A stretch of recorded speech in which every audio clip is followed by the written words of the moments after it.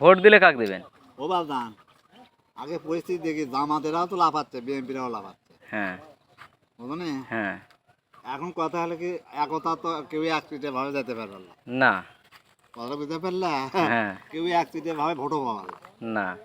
উভয়ই ভোট পাবে, কিন্তু সমাজনিষ্ঠ ভাবে ভোট বেশি রকম ভোট পাবে হলে ধানের শীষ।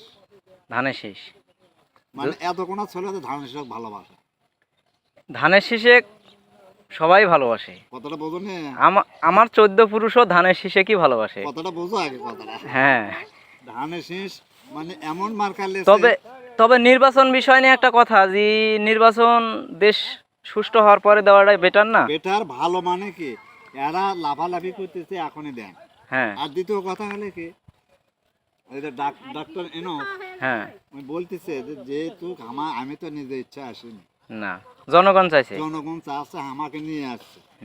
দেখেন আমি কি করি, এটা একটা শনাক্ত করে তারপরে আমি আপনাকে ব্যবস্থা করে দিচ্ছি, ইলেকশন আমি দেবো। আমি তো আর এখানে আমি ইলেকশন, আমি রাজনীতি বুঝি না, আমি করবোও না। না। ওই তো বারবার সেটাই করছে। এখন ওর মনে কি আছে না আসা পর আল্লাহ।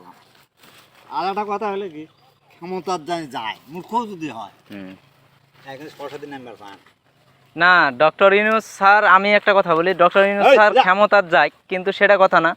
বড় কথা হলো যে আমার দেশ যদি সুষ্ঠু থাকে, তাহলে ডক্টর ইউনূস স্যার থাক আর যাই থাক, আমরা দেশ সুষ্ঠু চাই, সবকিছু ভালোভাবে চাই, সবকিছুর ভালোভাবে চাই, সিন্ডিকেট বন্ধ চাই। মেন কথা হলো যে সিন্ডিকেট আমরা বন্ধ চাই। মানে মারামারি ধরাধরি হস্তাহস্তি সিন্ডিকেট পুরাটাই বন্ধ চাচ্ছি আমরা। এটাই হলো মেন কথা।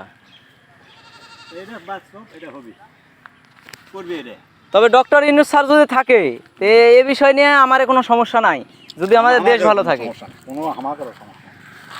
দলে গেলে সমস্যা হচ্ছে, দলে গেলে সমস্যা হচ্ছে। তারা গেলি পারে আমরা পাবো হলে, হ্যাঁ গেলি পারে আমরা পাবো।